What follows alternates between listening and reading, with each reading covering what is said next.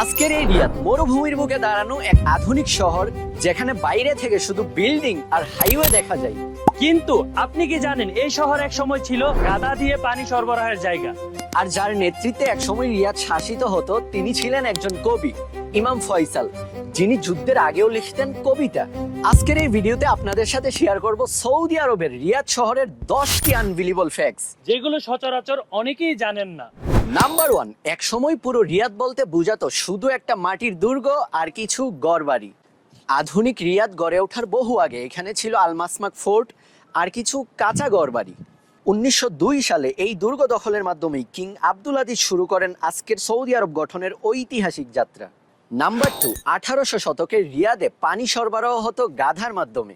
সে সময় সরকারিভাবে কিছু লোক নিয়োগ পেত যাদের কাজ ছিল গাধা বা উটের পিঠে করে বাসায় বাসায় পানি পৌঁছে দেওয়া। তাদের সরকারি অনুমতিপত্র থাকতো, যার কিছু এখনো আক্রাইবে সংরক্ষিত আছে। নাম্বার 3, রিয়াদে প্রথম মসজিদ তৈরি হয়েছিল 1865 সালে, যেই মসজিদটির নাম ছিল আল ফয়সালিয়া মস্ক। সেই সময় মসজিদ ছিল শুধু নামাজের জায়গা না, বরং শাসন, শিক্ষা আর আলোচনার কেন্দ্র। নাম্বার 4, রিয়াদে প্রথম সিনেমা হল নির্মিত হয়েছিল 1970 সালে, যার নাম ছিল আল তাহরির সিনেমা। সিনেমা দেখার এই সংস্কৃতি পরে কিছু সময় বন্ধ থাকলেও এখন আবার জাঁকজমকভাবে ফিরে এসেছে।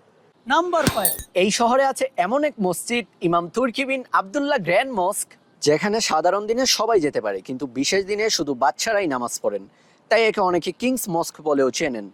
নাম্বার 6, আধুনিক এই শহরের পাশেই আছে পৃথিবীর সবচেয়ে বড় উটের বাজার আল কাসিম কেমেল মার্কেট, যেখানে প্রতিদিন শত শত উট কেনাবেচা করা হয়। নাম্বার 7, গ্রিন রিয়াদ প্রজেক্ট, মরুভূমিকে সবুজে রূপান্তরের মহা উদ্যোগ। এই প্রকল্পের আওতায় রিয়াদে লাগানো হবে প্রায় 70 লক্ষ গাছ। মরুভূমির বুকে অলরেডি গড়ে উঠেছে এক সবুজ শহর, যেটা আগামী প্রজন্মের জন্য একটা দৃষ্টান্ত হয়ে থাকবে। নাম্বার 8, আর গেমারদের জন্য জানিয়ে রাখি, রিয়াদে তৈরি হয়েছে বিশ্বের সবচেয়ে বড় video gaming complex, the Boulevard Riyadh. এখানে এমন গেমিং সেটআপ আছে যেগুলো ইউরোপেও পাওয়া যায় না। নাম্বার 9, রিয়াদ শহরের নিচে আছে গোপন টানেল সিস্টেম। সরকারি ও গুরুত্বপূর্ণ স্থাপনাগুলোর নিচে রয়েছে সিকিউরিটি পারপাসে তৈরি টানেল, যা সাধারণ মানুষের জন্য নয়।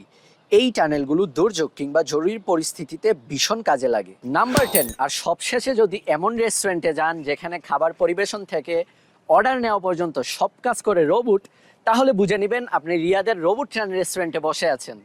এই শহরটা একটা টাইম মেশিনের মতো, যেখানে আপনি একদিকে পাবেন মরুভূমির ইতিহাস, অন্যদিকে ফিউচারের ঝলক।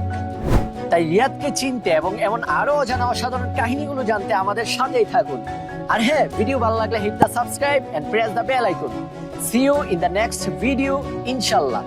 বাই।